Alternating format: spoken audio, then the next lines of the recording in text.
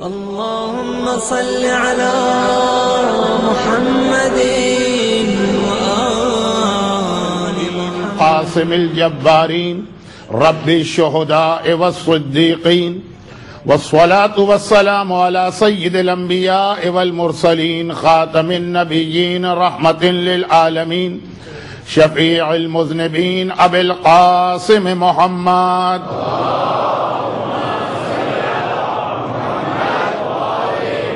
وآله الطيبين الطاهرين المعصومين المظلومين المنتجبين الميامين المكرمين سيما الإمام المنتظر والحجة الثاني عشر اللهم عجل له الفرج ولعنة الله على أعدائهم أجمعين.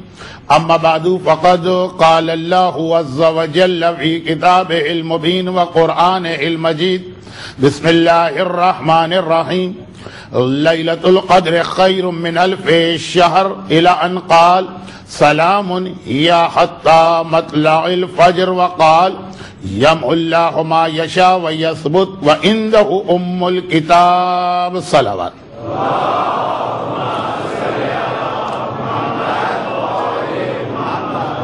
3-4 راتوں کے بعد آج پہلا موقع ہے 3-4 راتوں کے بعد کہ مجھے مجلس پورے وقت جتنا میرا دل چاہے اتنا مجلس پڑھنے کا موقع مل رہا ہے، اور انتظامیہ نے بھی یہ ریکویسٹ کی تھی کہ مولانا جتنا وقت آپ کا ہے آپ پورا وقت لیجئے گا. اس اعتبار سے میں نے خطبہ بھی آج پورا پڑھا اور مجلس کا انداز بھی ذرا سا 2-3 گزشتہ راتوں سے ہٹ کر ہوگا. شب قدر یعنی آخری شب قدر جو ہمارے یہاں منائی جاتی ہے، اس کے بعد پھر آخری 4 راتیں، اس میں تو لوگ ویسے ہی بہت زیادہ تھک چکے ہوتے ہیں. ماہ مبارک رمضان کا پہلا عشرہ یا پہلے 10 دن رحمت کے ہیں، دوسرے 10 دن مغفرت کے ہیں جو گزر گئے، اور اب یہ تیسرے 10 دن ہیں جو جہنم سے آزادی حاصل کرنے کے. یہ آپ کو ایک ٹارگٹ دیا ہے کہ اس مہینے کا اختتام ہے. چنانچہ جو لاسٹ 10 نائٹس کی دعائیں ہیں اس میں یہ ہے کہ نہیں کہ الان رضیت، اگر اب تک تو مجھ سے راضی نہیں ہوا تو اب یہ آخری 10 راتیں آ گئی ہے، کم از کم اب تو مجھ سے راضی ہو جا. تو یہ آپ کے لیے ایک ٹارگٹ ہے جس کے اندر جہنم سے اپنے آپ کو بہرحال ان 10 راتوں میں آزاد کروا لینا. لیکن یہ تو رب العالمین نے، خالق کائنات نے ہمیں طریقہ بتایا کہ تمہیں اس رمضان کو اس طرح گزارنا. ہمارے عام معاشرتی اعتبار سے پہلے 10 دن جو ہیں وہ تو ذرا روزے کی پریکٹس ہی ہو رہی ہوتی ہے، اس کے بعد افطاری کی 10 راتیں ہوتی ہیں، پھر شاپنگ کی 10 راتیں ہو رہی ہوتی. تو جو ہماری آخری مجلسیں ہوں گی، نہ لوگ اس طرح سے آ پائیں گے، نہ شاید میں اس طرح بیان کر پاؤں. اس لیے میں آج کی اس مجلس کو اپنے 3-4 دن اور آنے والے چند دنوں کے ٹاپک کے حوالے سے ایک بہت اہم مجلس سمجھ تو رہا ہوں، لیکن پھر ایک مسئلہ اور ہے، وہ بھی سن لیجیے. اور وہ یہ ہے کہ کل کی رات، آنے والے کل، جیسا کہ آپ اناؤنسمنٹ میں سن چکے ہیں کہ دیئر ول بی نو مجلس. اعمال کی وجہ سے کوئی مجلس نہیں ہوگی، اور ماہ مبارک رمضان جب گرمی میں آتا، اگرچہ مولا تو تڑپتے ہیں کہ رمضان گرمی میں آئے. کسی نے پوچھا بھی کہ یا امیر المومنین، آپ جو دنیا کو اتنی نفرت اور حقارت کی نگاہوں سے دیکھتے ہیں، جب کبھی دنیا کا ذکر علی کی زبان پہ آیا تو وہ نفرت اور حقارت کے انداز میں آیا. جا کسی اور کو دھوکہ دے، علی تجھے 3 طلاقیں دے چکا. اور جب کبھی دنیاوی چیزوں کا تذکرہ ہوا، کبھی اشارہ کر دیا کہ یہ دیکھ رہے ہو جو مدینے کے باہر ایک کتا مرا ہوا پڑا ہے اور جو سڑ رہا، تمہاری یہ دنیا علی کی نگاہ میں اس سے بھی زیادہ حقیر ہے. تو ہر مرتبہ جب دنیا کا ذکر ہوتا، نہج البلاغہ کے آخر میں ایک جگہ پہ مولا نے ان کو کنڈیم بھی کیا ہے جو دنیا کی بہت برائیاں کر رہے ہیں، لیکن وہ ایک خاص کانٹیکسٹ میں ہے۔ علائے حارثی کا واقعہ اور اس کے سگے بھائی عاصم حارثی کا واقعہ نہج البلاغہ میں ہے اور بہت مشہور۔ وہاں مولا نے بتایا بھی ہے کہ دنیا بہرحال اس اعتبار سے بہت اچھی چیز کہ اسی کے ذریعے سے آخرت کو حاصل کیا جاتا ہے، لیکن اوورآل دنیا کی حقارت، دنیا سے نفرت۔ مولا اس دنیا میں کوئی چیز آپ کو اچھی بھی لگتی؟ تو مولا کا بہت ہی مشہور جواب ہے کہ 3 چیزیں: الجہاد بالسیف فاکرام الضیف فالصوم فی الصیف، راہ خدا میں جہاد کرنا، مہمان کی خدمت کرنا، گرمیوں میں روزے رکھنا۔ تو میرا مولا تو تڑپتا ہے گرمیوں کے رمضان کے لیے کہ گرمیوں میں روزہ رکھیں، اس روزے کا اجر و ثواب کیا ہے۔ لیکن گرمیوں کے روزے کے ساتھ ایک مسئلہ یہ ہوتا ہے کہ جتنا بڑا روزہ ہوگا اتنی چھوٹی رات ہو جائے گی، اور رات جب چھوٹی ہوگی تو اعمال کے لیے بھی مشکل سے وقت مل پائے گا۔ اب اگر اس کے ساتھ ساتھ ایک مجلس بھی رکھ دی جائے جو آپ پورا مہینہ سن رہے ہیں، اس کے لیے تو آپ کے پاس باقی 28 دن ہوتے ہیں، اعمال کے لیے تو صرف ایک ہی رات ہوتی ہے جس کی ایک ایک گھڑی بہت اہم ہوتی ہے۔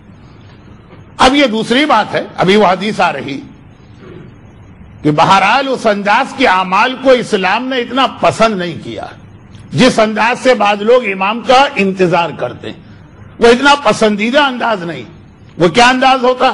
کچھ لوگوں کے پاس گھر میں ایک لسٹ تیار ہے امام کے ظہور کی نشانیاں، دنیا بھر کے میڈیا کے وہ ٹچ میں رہتے ہیں، ریڈیو بھی سنتے ہیں، ٹی وی بھی دیکھتے ہیں، انٹرنیٹ پہ بھی جاتے ہیں اور ٹک لگاتے ہیں، آج یہ نشانی پوری ہو گئی، آج یہ نشانی پوری ہو گئی، آج یہ نشانی پوری ہو گئی، اور پھر ابھی اتنی رہ گئی اور ابھی اتنی رہ گئی اور ابھی اتنی رہ گئی، جو ظہور امام کا طریقہ ہی نہیں، کیونکہ نہ امام کسی نشانی کے محتاج ہیں، نہ کسی روایت میں ایسا لکھا کہ جب یہ نشانیاں آئیں گی تبھی امام آئیں گے، اس سے پہلے امام نہیں آ سکتے، ایسا کسی روایت میں نہیں۔ بغیر کسی نشانی کے پورا ہوئے ابھی بھی امام آ سکتے ہیں، تو وہ طریقہ کار ہی اسلام کو اتنا پسند نہیں۔ لیکن امام کے حوالے سے تو میں پرسوں سے کچھ گفتگو شروع کروں گا آخری 4 تقاریر میں۔ اسی طرح بعض لوگوں کے اعمال کا طریقہ، ان کے پاس ایک لسٹ ہوتی ہے کہ یہ عمل ان کو کرنا، اور ایک ٹک لگتا ہے اب یہ ہو گیا، اب یہ ہو گیا، اب یہ ہو گیا۔ اس سے غرض نہیں کیا پڑھ رہے ہیں، اس سے غرض نہیں کیا سن رہے ہیں، اس سے غرض نہیں کہ اس دعا کا مطلب کیا ہے، اس سے کوئی تعلق نہیں دعا کا مقصد کیا ہے، بس ایک نشانی ہو جانی چاہیے کہ آج کی اگر 115 اعمال کتابوں میں ہے تو پورے 115 اعمال ہم نے کر لیے، جس کی وجہ سے بعض اوقات اتنی تیز رفتاری اختیار کرنا پڑتی۔ میں ان حضرات کی نیت پہ کوئی اعتراض نہیں کر رہا، ان کی نیت بڑی اچھی، لیکن جو طریقہ ہے کہ بعض اوقات 70 رکعت نماز جو پریشانی کے عالم میں پڑھی جائے، دماغ کہیں ہے، دل کہیں ہے، شاپنگ کہیں ہو رہی ہے، اس سے وہ 2 رکعت نماز بہتر ہوتی جو پوری توجہ اور خلوص سے دل کے ساتھ پڑھی جائے۔ یہ بات ابھی تھوڑی دیر میں آ رہی، لیکن بہرحال مومن سال بھر انتظار کرتا ہے کہ شب قدر آئے گی، تو یہ دعائیں مجھے پڑھنا اور وقت ہی نہیں مل پاتا۔ چنانچہ اس کی ایک میں مثال بتا دوں، اس وقت جو ہماری قوم کے انفرادی اور اجتماعی پرابلم ہے، اس لفظ کو میں اور واضح نہیں کرنا چاہتا، لیکن ہر جگہ مصیبتیں، ہر جگہ پریشانیاں، اس کے لیے جو بہترین دعا ہم کو بتائی گئی ہے وہ دعائے جوشن صغیر ہے۔ دعائے جوشن کبیر کے بارے میں کوئی یہ نہیں کہہ رہا کہ وہ غلط دعا یا نہیں پڑھنا چاہیے یا اس کی اہمیت نہیں ہے، نہیں، وہ تو بہت اہم دعا، لیکن دعائے جوشن صغیر جو اس وقت کی ہماری قوم کے بہت سارے مسائل، ماہ مبارک رمضان کی شب قدر جب سردیوں میں آتی تو اتنی بڑی رات ہوتی ہے، اتنی بڑی رات ہوتی ہے کہ اعمال ختم ہو جاتے ہیں، آدمی بیٹھا ہوتا ہے کہ اب کیا پڑھوں، اور گرمیوں کی رات میں یہ ہے کہ ہر وقت یہ ٹینشن ذہن میں رہتی کہ ارے سحری کا وقت قریب آ رہا، ابھی یہ دعا تو رہ گئی، ابھی یہ عمل تو رہ گئے۔ چنانچہ اس میں جو دعائیں کٹ کی جاتی ہیں ان میں ایک دعائے جوشن صغیر بھی، جبکہ تینوں راتوں میں خاص طور پر آخری رات میں دعائے جوشن صغیر کی اہمیت جوشن کبیر سے کم نہیں ہے، اور جوشن صغیر کے جو فائدے وہیں پہ لکھے ہیں جہاں پہ یہ دعا ملے گی۔ مجھے مجلس میں پڑھنے کی نہ ضرورت ہے نہ وقت ہے، کیونکہ مجھے گھنٹے کے حساب سے ممبر دیا گیا ہے، ڈیٹس کے حساب سے نہیں دیا گیا ہے کہ 2 دن 4 دن 6 دن۔ تو خلاصہ یہ کہ دعائے جوشن صغیر کے خالی فائدے پڑھ لیجئے گا، تو آپ کو اندازہ ہو جائے گا کہ یہ تو بہت ہی اہم دعا ہے، یہ تو ہم کو روز پڑھنا چاہیے.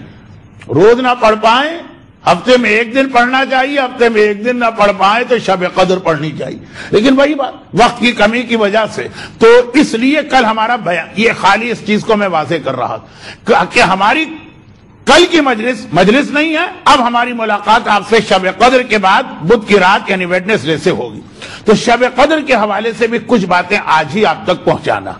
البتہ اس سے پہلے جو ہمارا طریقہ کار تو نہیں ہے، لیکن 2 سوال کسی خاتون نے لکھ کے بھیجے اور یہ سوال کچھ اس انداز کے ہیں کہ میں اس کا کیا جواب دوں. پہلا سوال ان کا یہ ہے کہ نہج البلاغہ کے علاوہ بھی تو میرے مولا کے خطبات کا کوئی کلیکشن ہوگا، تو آخر وہ کیوں نہیں پڑھتے ہم لوگ، یا ممبر سے بیان کیوں نہیں ہوتا، اور اس کا آپ نام لیجئے تاکہ ہم لوگ اسے پڑھیں. میں یہ اندازہ کر رہا ہوں کہ ہمارے مجمع کی اکثریت ایسی ہے جو صرف انگریزی، اردو یا گجراتی جانتی، عربی نہیں جانتے. اردو زبان کے اندر صرف نہج البلاغہ ہی اس وقت ایسی کتاب.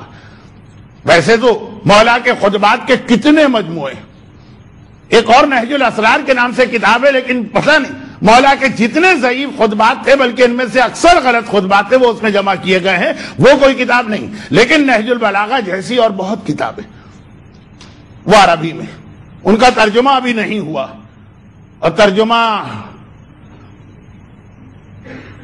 کیسے کیا جائے؟ خود نہج البلاغہ ایک ہی کتاب ہے جو آپ کو شکایت ہے وہ کتنے لوگ پڑھتے ہیں. جو ایک کتاب موجود ہے پہلے اسے تو ختم کریں، اسے تو سمجھیں، تو پھر یہ سوچا جائے گا.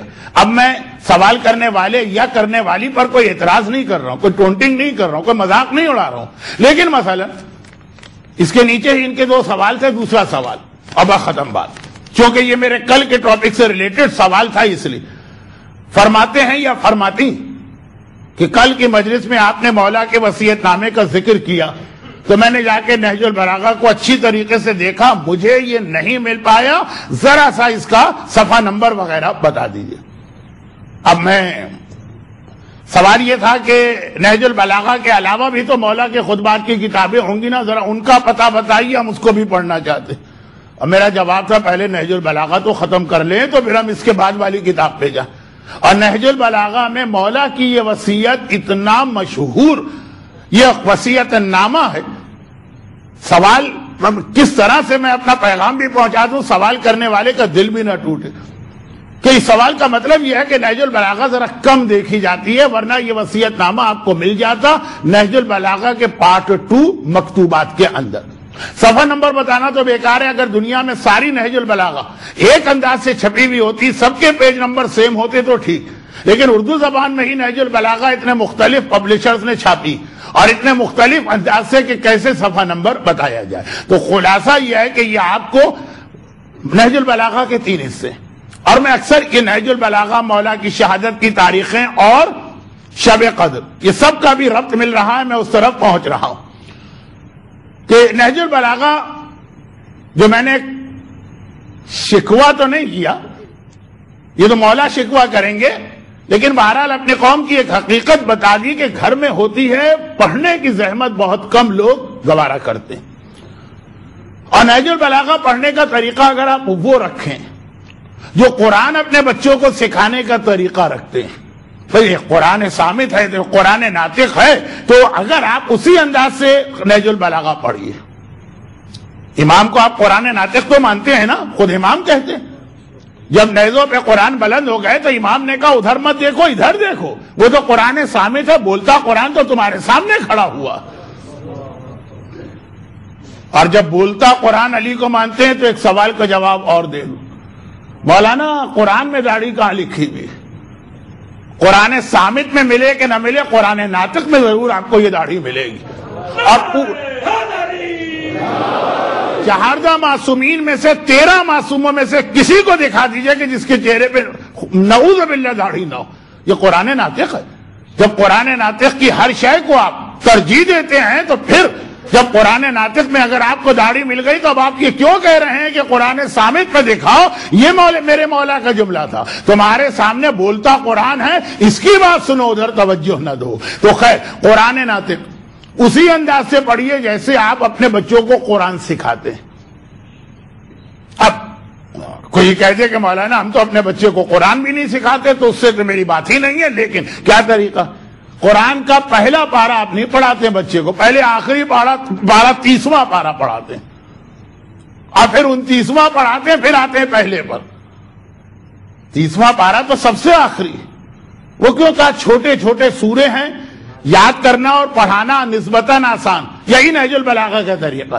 نہج البلاغہ کے 3 حصے ہیں، پارٹ 1 خطبات ہیں، وہ ذرا لمبے لمبے خطبات ہیں، تو اکثر لوگ شروع کرتے ہیں نہج البلاغہ شروع کرتے ہیں، لیکن اس کے بعد پہلے دوسرے خطبے پہ ہی رک جاتے ہیں، اس کو بند کر کے رکھ دیتے ہیں۔ آپ آخری حصے سے شروع کریں، پہلے آخری حصہ جس میں مولا کے چھوٹے چھوٹے ارشادات ہیں، پھر سیکنڈ پارٹ پہ جائیے، پھر فرسٹ پر آئیے۔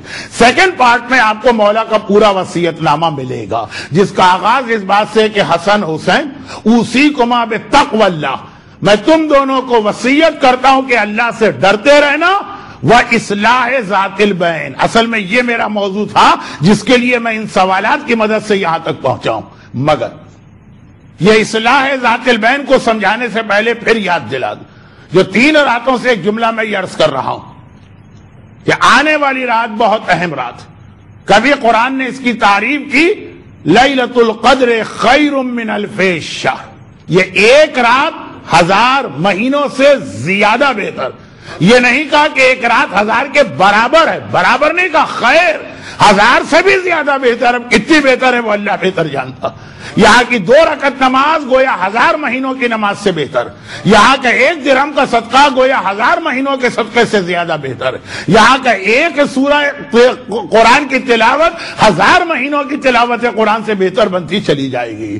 یہ تو سورہ قدر، اور ادھر سورہ حامیم دخان، انا انزلناہ فی لیلۃ مبارکہ، ہم نے یہ قرآن برکت والی رات میں نازل کیا، یفرق فیہا کل امر حکیم، فیہا یفرق کل امر حکیم، کہا کہ یہ اتنی برکتوں والی رات ہے کہ اس میں تمہارے تمام میٹر سارٹ آؤٹ کیے جاتے ہیں۔ تو قرآن نے کہیں سے 1000 مہینوں سے بہتر کہا، کہیں اس رات کے لیے مبارک کا لفظ استعمال کیا، برکتوں بھری ہوئی رات، اور پھر کہیں سلامتی کا لفظ استعمال کیا، سلامن، یہ رات تمہارے لیے سلامتی لے کے آئے گی، لیکن کب تک سلامتی ہے؟ ہی حتی مطلع الفجر، فجر تک۔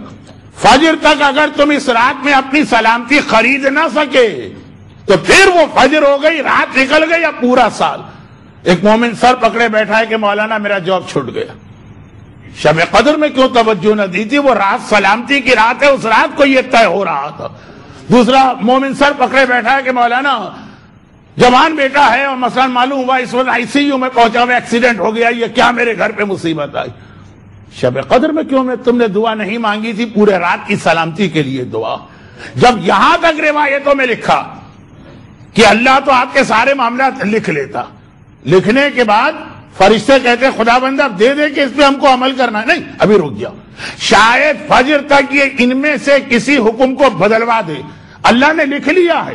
ایک تو مسئلہ یہ ہے کہ ابھی اللہ نے لکھا ہی نہیں ہے، اور اب آپ دعا کریں گے پھر لکھا جائے گا کہ آپ کی تقدیر میں کیا، نہیں، اللہ نے آپ کی تقدیر لکھ لی، کتنی روزی ملے گی، کس کو صحت ملے گی، کس کی بیٹیوں کی شادیاں ہوں گی، کس کو مثلا حج کی سعادت ملے گی جو رمضان کی تو دعا میں روز آتا ہے، کس کو جاب ملے گا، کس کو ویزا ملے گا، کون سے بچے کو اپنی مثلا ایجوکیشن اچھے طریقے سے کمپلیٹ کریں، یہ سب اللہ نے لکھ لیا، مگر ابھی فرشتوں کو ہینڈ اوور نہیں کیا جا رہا، یہ روک کے رکھا جا رہا۔ ٹھہر جاؤ، فجر ہونے دو، شاید یہ فجر تک اپنی اس تقدیر کو بدلوا دے۔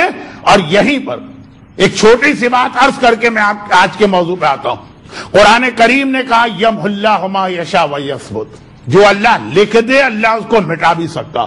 یہ مت سمجھنا کہ اللہ اپنے لکھنے کے بعد خود مجبور ہو جاتا، جو یہودیوں کا عقیدہ تھا کہ اللہ کے ہاتھ بند گئے، ایک بار لکھ لیا اللہ نے اب ہاتھ بند گئے، خود کچھ نہیں کر سکتا، نہیں، لکھنے کے بعد مٹا بھی دیتا۔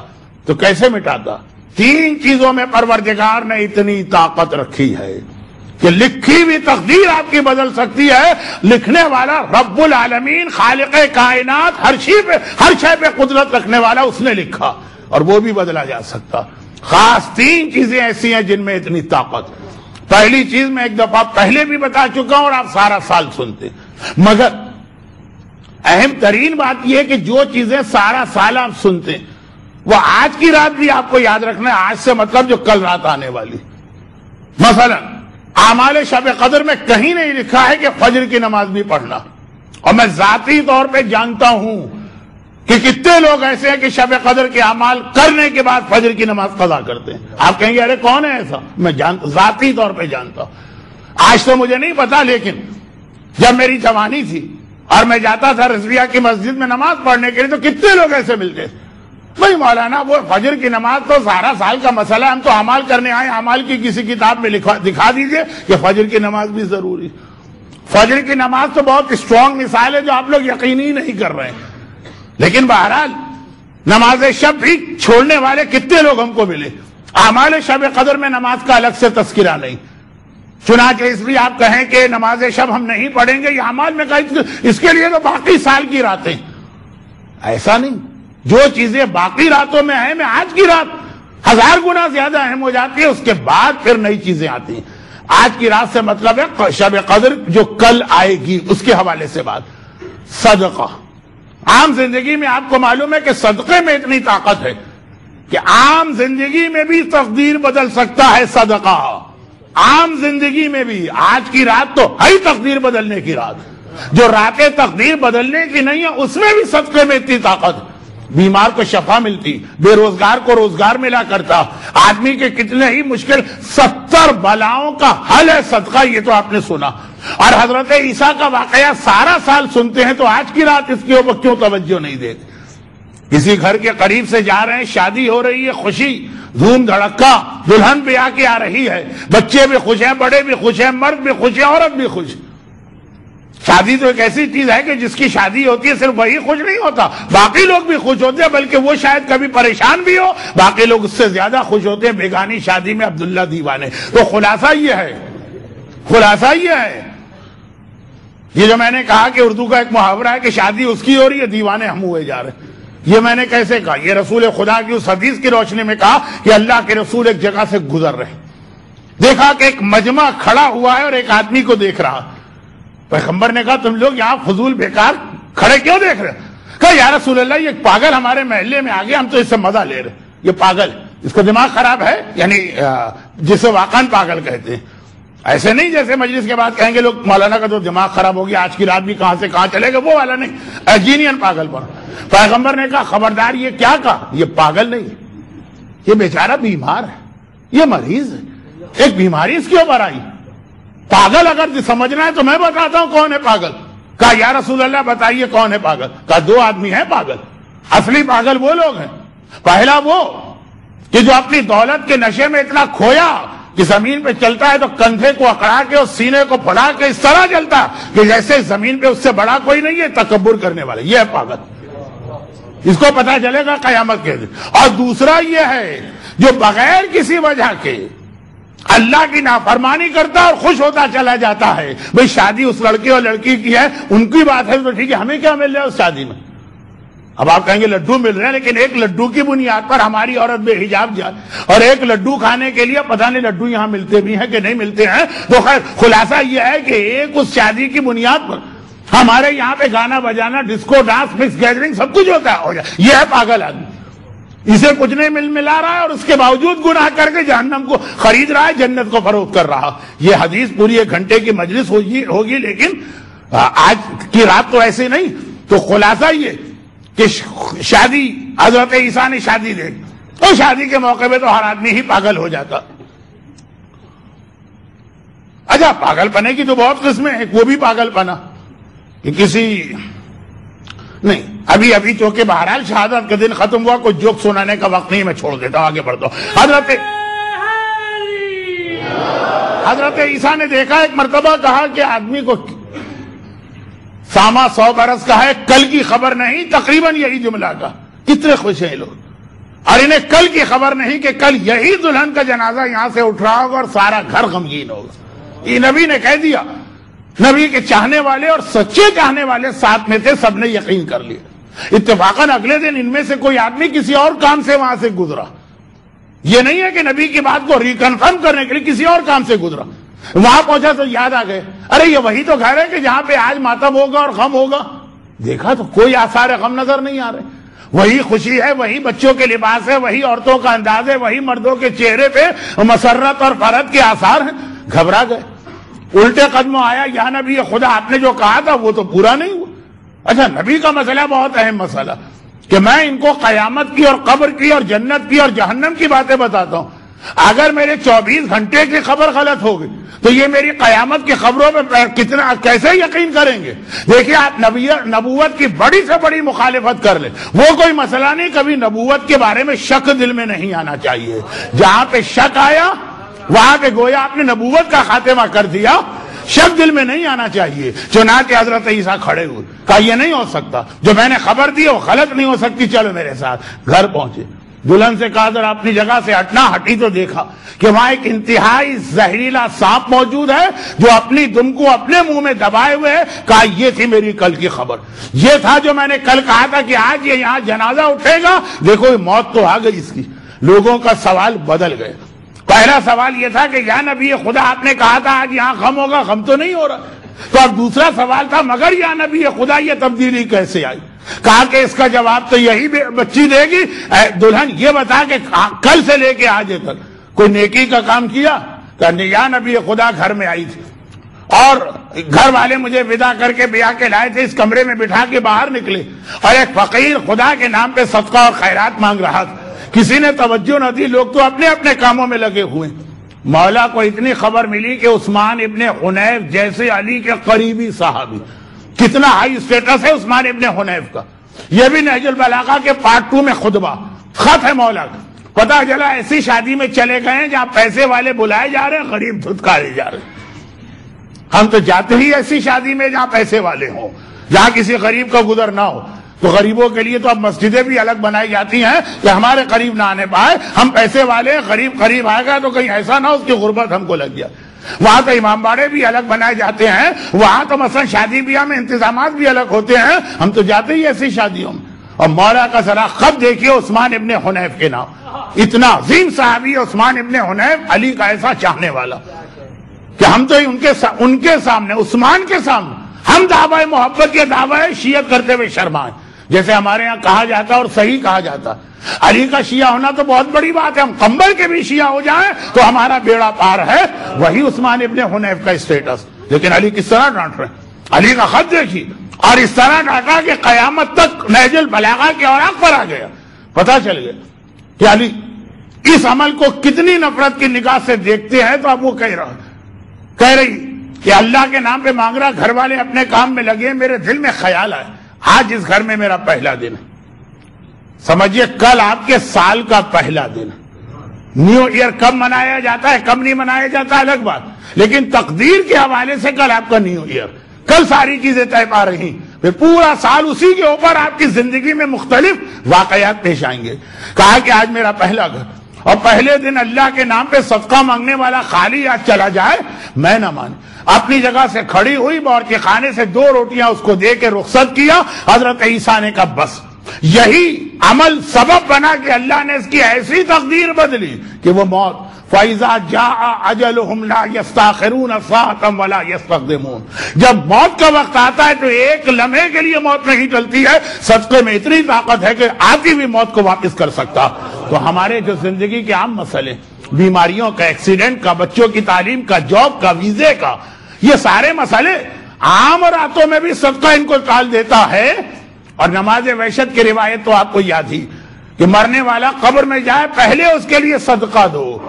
جب ایک غریب نے کھڑے ہو کے کہا یا رسول اللہ، اور جس کے پاس دینے کے لیے کچھ نہ ہو، کہا تو وہ 2 رکعت نماز پڑھ لے.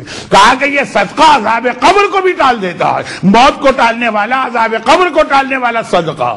کل رات کوئی خاص نیت کی ضرورت نہیں، صدقے کی نیت سے جو آپ کے استطاعت میں 5 درہم صحیح. یہ وہ چیز ہے جو تقدیر کو بدلنے والی ہے. نمبر 2 دعا.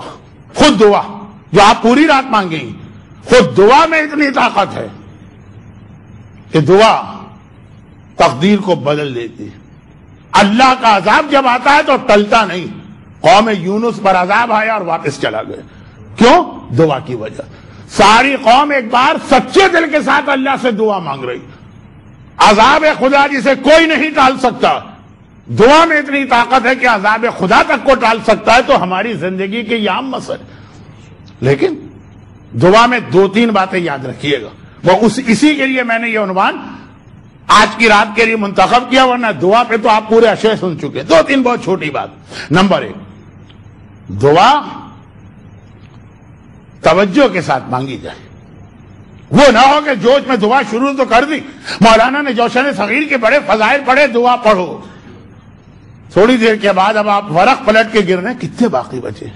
تو زیادہ ہی لمبی دعا ہو گئی. ابھی آج کل تو یہ جو اسکرین پر اور سلائیڈ اور یہ پریزنٹیشن پاور پوائنٹ، اس میں تو پتہ ہی نہیں چلتا نا کہ کتنے صفحے رہ گئے. لیکن وہ تو ہم نے اپنی آنکھوں سے دیکھا. دعا مختصر ہو اور پوری توجہ کے ساتھ مانگی جائے، اس کا اثر زیادہ. اتنی ہی لمبی چوڑی دعا سے ہے کہ جس دعا کے درمیان آدمی کا دماغ کہیں سے کہیں پہنچ جائے. دعا میں پوری توجہ، کنسنٹریشن. نادر شاہ درانی کا واقعہ ہے، اگرچہ جاہل مطلق تھا یہ انسان اور کوئی ہمارے کرائیٹیریا تو نہیں، لیکن کبھی کبھی اللہ نے اس کی زبان پہ حکمت کی ایسی بات جاری کی کہ بڑے بڑے علماء تک حیران ہو گئے کہ کس طرح اللہ نے اس کی زبان پہ ایسے کلمے جاری کیے. ایک نجف اشرف کے گنبد پہ قرآن کی کون سی آیت لکھی جائے، اسی کا واقعہ. اب دیکھیں وقت نہیں ہے تو میں اشارہ کر کے آگے بڑھتا ہوں. قازمین پہنچا، زیارت کے لیے مولا کے حرم میں داخل ہو.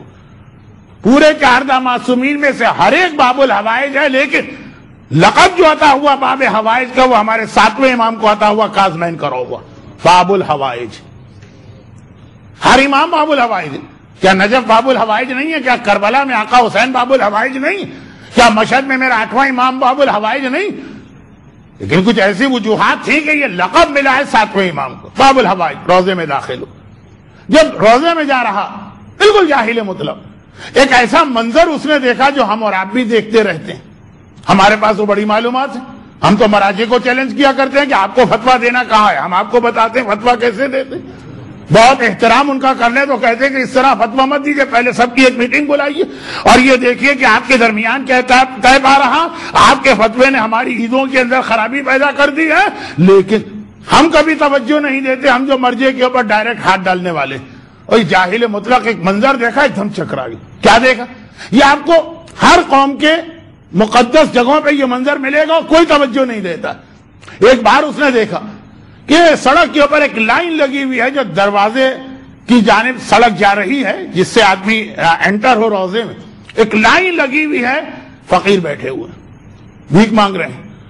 اور فقیروں کا مسئلہ بھی یہی کہ جتنا زیادہ ہینڈی کیپ یا ڈس ایبلڈ یا جسمانی اعتبار سے برا ہوگا اتنا زیادہ وہ کما کھائے گا. دیکھیں جو مسئلہ شادی کا ہے اس کا بالکل الٹ. کوئی لڑکی بڑی خوبصورت ہے، بہت گوری ہے، بہت ہی اچھی ہے، اس کو پہلے سے ہی لوگ کہتے ہیں کہ میں اس کی تو شادی، ایک سے ایک رشتے اس کے آئیں، یہ اس کا پلس پوائنٹ. فقیر کا تو نہیں ہے. فقیر تو اگر اندھا ہوگا، لنگڑا ہوگا، لولا ہوگا، ہاتھ پاؤں ٹوٹے ہوئے ہوں گے، یہ اس کا پلس پوائنٹ، اتنا زیادہ وہ کما کھائے گا. چنانچہ سارے فقیر بیٹھے، ایک لائن، ایک جگہ پوری بنی ہوئی ہے جس میں سارے اندھے فقیر ہیں. اندھا فقیر جو ہے وہ زیادہ پاپولر ہوتا ہے، اس کی آمدنی زیادہ ہوتی، اور چونکہ ٹیکس فری آمدنی ہوتی ہے، اس لیے جب مرتا ہے تو پتہ چلتا کہ کتنا چھوڑ کے گیا. اس نے دیکھا اللہ کے نام پہ، مولا کے نام پہ، باب الحوائج کے نام پہ لوگوں سے مانگ رہا. مرتبہ حیرت زدہ رہ گیا. کہا کہ یہ وہ روزہ ہے کہ ساری دنیا سے لوگ یہاں کے اپنی حاجتیں پوری کروا رہے، اور تم تو اسی کے دروازے میں صبح سے شام بیٹھے ہوئے. کیا تم نے ان سے کبھی نہیں مانگا کہ تمہاری آنکھیں تم کو واپس مل جائیں؟ فقیروں نے کہا یہ دعا تو ہم روز مانگتے ہیں، لیکن ایسی دعائیں پوری کہاں ہوتی. غصے کے عالم میں تلوار نکالی کا میں جا رہا ہوں زیارت پڑھ کے آ رہا ہوں. اتنی دیر میں اگر تمہاری آنکھوں کے بینائی نہیں آئی تو سب کی گردنیں اڑا دوں گا. نادر شاہی حکم اردو میں ایک محاورہ بھی ہے کہ جو زبان سے نکل گیا سو نکل گیا. وہ زیارت کی اور جس مقصد کے تحت آیا تھا روزہ دیکھا اور پھر باہر نکلا. جیسے ہی باہر نکلا یہ سارے فقیر اس کے پیروں پہ گر پڑے. مرسی پٹیشن، رحم کی درخواست کر رہے ہیں؟ نہیں، کہہ رہے ہیں کہ اے نادر شاہ تیرا آنا کتنا مبارک ہوا.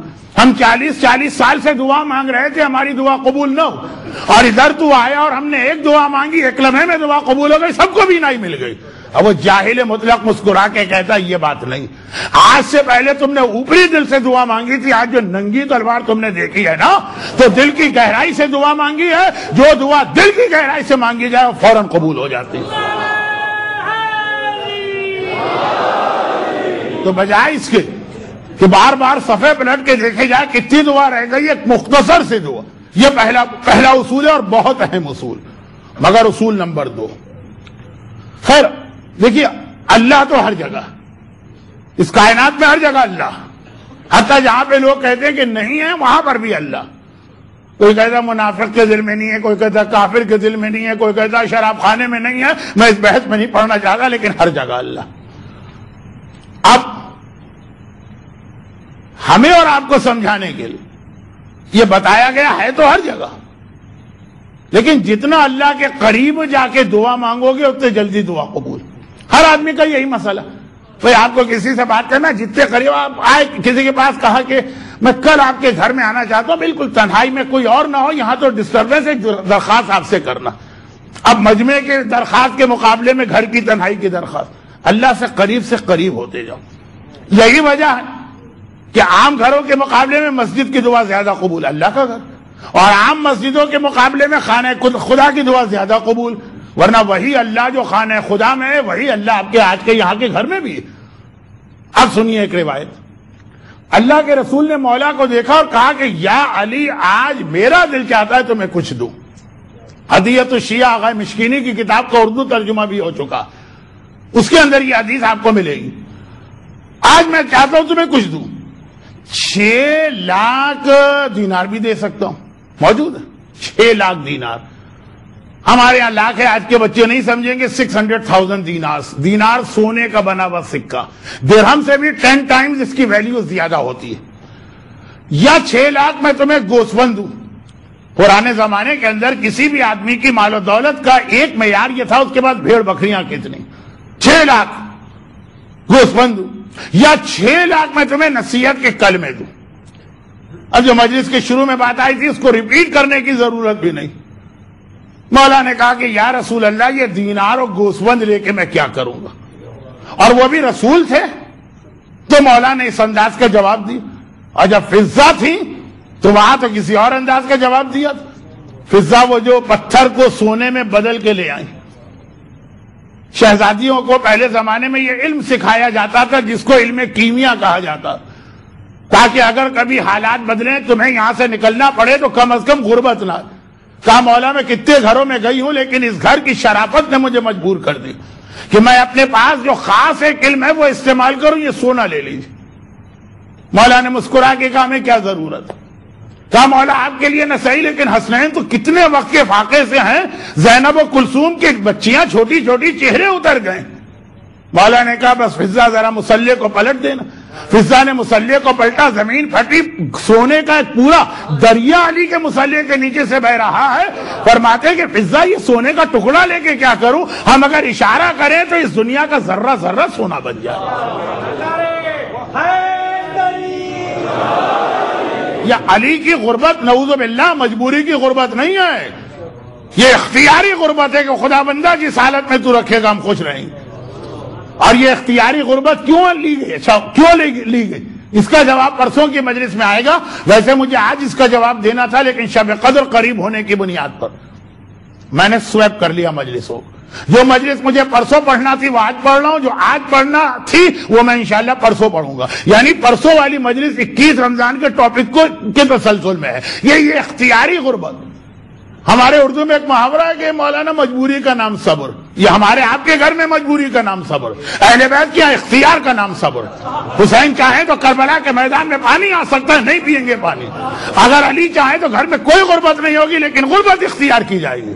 اہل بیت کے یہاں اختیار کا نام صبر ہے، یہ علی کی کیفیت ہے۔ وہ زہرا کا اس لیے واقعہ سن لیجئے کہ پھر دونوں واقعات ایک دوسرے سے ملے ہیں، پرسوں مجھے ریپیٹ نہ کرنا پڑے۔ سارے مدینے کی عورتیں بڑی بے چینی سے گھر کے دروازے پہ کھڑی ہوئی، ہر ایک کے دل میں تجسس ہے، آج خیبر کے مجاہدین آ رہے ہیں اور اتنا بڑا لشکر ہے، سب ایک ساتھ تو نہیں آئے نا، ابھی آیا کوئی 5 منٹ، کوئی 10 منٹ، کوئی 15 منٹ، جو گھر میں آ رہا ہے آج وہ اتنا سامان اپنے ساتھ لے کے آ رہا ہے، بچوں کے لیے کھلونے بھی ہیں اور عورتوں کے لیے زیور اور کپڑے بھی ہیں اور گھر کے لیے بہترین کھانے، لدا پھندا چلا رہا۔ جب سے مسلمان مدینے میں آئے فاقے ہی فاقے تو دیکھیں، پھٹے ہوئے لباس ہی تو ہیں، کھجور تک نصیب نہ ہوتی تھی، آج ہر آدمی لدا پھندا اپنے اپنے گھر میں داخل ہو رہا۔ جس گھر میں گھر والا آتا ہے گھر میں خوشی کے نعرے لگتے ہیں، بچے خوش ہو جاتے ہیں پہلی بار ان کو زندگی میں کھیلنے کے لیے کھلونے ملے، بچیاں خوش ہو جاتی ہیں پہلی بار ان کو کانوں میں پہننے کے لیے گوشوارے ملے، عورتیں خوش ہو جاتی ہیں شادی کے بعد پہلی مرتبہ ان کو ڈھنگ کا لباس نصیب ہوا ہے، اچھے کھانے۔ تو اب جو آگے ان کے گھروں کی حالت ہے، پڑوس کے اندر خواتین انتظار کر رہی ہیں ہمارا وارث بھی آئے گا، ہمارا گھر والا بھی آئے گا، اور ہر گھر کے اندر یہی کہانی۔ فاطمہ بھی اپنے گھر کے دروازے میں بڑی بے چینی سے کھڑی، شہزادی کو کون سے زیور، کون سے کھلونے، کون سے کھانوں کی تلاش ہے، بڑی بے چینی سے، جیسے ساری عورتیں اس محلے میں کھڑی۔ میرا مولا آیا بھی تو سب سے آخر میں آیا اور سب سے برعکس آیا بالکل خالی ہاتھ، نہ بچوں کے لیے کوئی چیز ہے، نہ زہرا کے لیے کوئی چیز ہے، نہ گھر میں کھانے کے لیے کوئی چیز۔ ادھر علی نے قدم رکھا، وہاں تو باقی گھروں میں عورتوں کو پوچھنے کی ضرورت ہی نہیں ہوتی، اتنا لدا پھدا گھر والا آ رہا یا خالی ہاتھ۔ کہا کہ آیا ابوالحسن، بابا نے آپ کو کوئی حصہ نہ دیا مال غنیمت میں سے؟ علی کے طفیل تو سب کو ملا ہے، علی کو نہ ملے مال غنیمت میں حصہ، آپ خالی کیوں آ رہے ہیں؟ چند ہی موقع ایسے جب ممبر سلونی کے خطیب کی زبان لڑکھڑا گئی۔ ممبر سلونی کا خطیب جو کبھی کسی موقع پہ رکا نہیں ہے، اگر بات ہو گئی کہ عربی میں سب سے زیادہ الف استعمال ہوتا ہے تو پورا خطبہ اسی وقت دے دیا جس میں اول سے آخر کوئی الف نہیں۔ اگر بات یہ ہو گئی کہ عربی میں کوئی جملہ نہیں کہا جا سکتا بغیر نقطے کے، اسی وقت علی نے پورا خطبہ ارشاد فرما دیا جس میں ایک نقطہ بھی نہیں ہے۔ وہ ممبر سلونی کا خطیب ہے، سوال کرو تو سوال پورا نہ ہوگا، جواب حاضر ہے۔ مگر آج ان موقعوں میں سے ایک موقع، رسول کی بیٹی علی کی زوجہ سوال کر رہی ہے، ابوالحسن ہر گھر میں سامان آیا، آج بابا نے آپ کو کچھ نہیں دیا؟ اور علی کا سر جھک گیا، جواب دیتے ہوئے زبان لڑکھڑا رہے، لیکن کہا بنت رسول، جو ہم لوگ واپس آ رہے تو قبا کی جانب سے آئے تھے۔ قبا آج 2 کلومیٹر دور ہے مسجد النبوی سے، مدینے کا اہم ترین محلہ، اس وقت مدینے سے باہر کی ایک بستی تھی۔ کہ جب میں وہاں سے گزرا، اور شہر سے باہر کی ایک چھوٹی سی بستی تھی جسے انگریزی میں سلم ایریا کہتے ہیں، وہاں پہ عموماً وہ عورتیں رہتی تھی جن کے شوہر اس سے پہلے کی جنگوں میں مارے گئے، وہ بیوہ ہو گئی، اپنے یتیم بچوں کو لے کے شہر سے باہر جھگی ڈال کے پڑ گئی۔ کہا جب میں آ رہا تھا میں نے دیکھا کہ وہ سارے بچے حسرت سے اپنے گھر کے باہر کھڑے ہوئے، ہم یتیم ہیں، ہمارا بابا مارا گیا، اور وہ بیوہ عورتیں اسی طرح سے گھر کے دروازے کی اوٹ میں کھڑی بھی یہ منظر دیکھ رہی کہ اسی اسلام کے لیے ہمارے شوہر نے اپنی قربانی دی اور اپنے بچوں کو یتیم کیے اور کچھ بھی نہیں۔ بھئی یہ منظر مجھ سے نہ دیکھا گیا، جو کچھ میرے پاس تھا وہ میں نے ان تمام یتیم بچوں میں اور تمام بیوہ عورتوں میں تقسیم کر دیا۔ اس وقت میرے پاس اپنے گھر کے لیے کچھ نہیں۔ وہ فاطمہ شکر کے سجدے میں گری، شکرا للہ۔ میں پریشان جو تھی، باقی عورتیں پریشان تھی ہمارا شوہر اب تک کیوں نہیں آیا، کیا کیا لائے گا، میں پریشان تھی کہیں یہ درہم و دینار میرے گھر میں داخل نہ ہو جائے۔ فاطمہ پریشان ہے، جب نہ آیا تو شکر کا سجدہ کیا۔ آج مدینے کے ہر گھر میں سب نے پیٹ بھر کے کھایا، صرف ایک ہی گھر میں آج بھی بچے فاقے سے سوئے، اور وہ ابوالحسن علی کا گھر تھا۔ صرف علی کے بچے تھے جو آج بھی فاقے سے سو رہے، چاہے سارے مدینے کے بچے ان کے طفیل میں آج بہترین کھانے کھا رہے۔ تو یہ اختیار والی غربت ہے۔ مگر سوال یہ کہ کیوں ہے، یہ اختیار کیوں کیا گیا، اس کا جواب پرسوں آئے گا، اور وہ ایک بہت اہم موضوع ہے، لیکن آج چھوڑ دیجیے۔ آج صرف اتنی سی بات کہ اب رسول نے کہا علی تمہیں کیا چاہیے؟ دینار 6 لاکھ یعنی سونا، 6 لاکھ گوسفند، 600 نہیں، 6000 نہیں، 6 لاکھ، اور یہ 6 لاکھ نصیحت کے کلمات۔ مولا نے کہا دینار اور گوسفند علی لے کے کیا کرے گا، یہاں تو جو آتا ہے وہ بھی دے دیتے ہیں، آپ مجھے نصیحت کے کلمے ارشاد فرمائیے۔ اچھا میرا سوال یہ کہ دینار اور درہم اور گوسفند کی تو پھر بھی علی کے گھر میں کوئی کھپت ہے، بہرحال معصوم ہے لیکن کھانا پکتا ہے، کپڑے خریدے جاتے ہیں، نصیحت کے کلمات کی کیا یہاں پہ کیا ضرورت ہے؟ کون سی چیز یہاں پہ کم ہے کہ نصیحت کی جائے؟ علی نے یہ اختیار کیوں کیا؟ شاید ہمارے اور آپ کے لیے ایک مرتبہ پیغمبر نے کہا اے علی 6 لاکھ نصیحت کی باتیں ہیں تو کیا بتاؤں؟ یہ ساری 6 لاکھ باتیں 6 چیزوں میں آ گئی. اب بھی لگ رہا ہے کہ یہ ہمارے لیے ہے. علی 6 لاکھ کیا 6 کروڑ کیا کتنی ہی باتیں علی بھول ہی نہیں سکتے. ہم اور آپ 6 لاکھ بتائی جائیں گی تو 6 بھی یاد نہیں رہیں گی. تو کہا کہ 6 بات تم نے درہم دینار کو چھوڑ کے اور گوسفند کو چھوڑ کے مانگا ہے تو 6 نصیحت کی باتیں اس پہ عمل کر لو، دنیا اور آخرت دونوں میں کامیاب. علی تو ہے ہی کامیاب، دنیا بھی علی کی ٹھوکروں میں، آخرت کا مالک بھی علی ہے. یہ پھر ہمارے اور آپ کے لیے. کہا یا رسول اللہ وہ کون سی 6 باتیں جو 6 لاکھ دینار سے زیادہ قیمتی ہیں؟ کہا کہ پہلی بات، اب یہ پوری ایک مجلس ہے لیکن میں تو اس کے اب میں بھی کیا کروں، رسول اللہ وہ والی بات جسے آج کا موضوع بنا رہا ہوں وہ آخر میں بیان کی، پہلے بیان کر دے. اچھا پہلی بات، تیسری بات اور چھٹی بات تینوں شب قدر سے بہت گہرا تعلق رکھتی.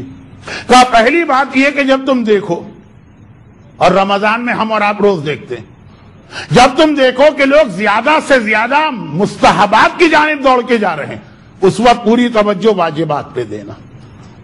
پورا ماہ مبارک ہی اس چیز کا نام. اب میں مثالیں نہیں دینا چاہتا ورنہ دعا افتتاح سننے والے اور وہ رمضان کی مختصر دعائیں پڑھنے والے اور دعائیں اللہم ادخل علی اہل القبور السرور کی تلاوت کرنے والے وہ یہ نہ سمجھے کہ میں ان دعاؤں کی اہمیت کم کر رہا یا مذاق اڑا رہا.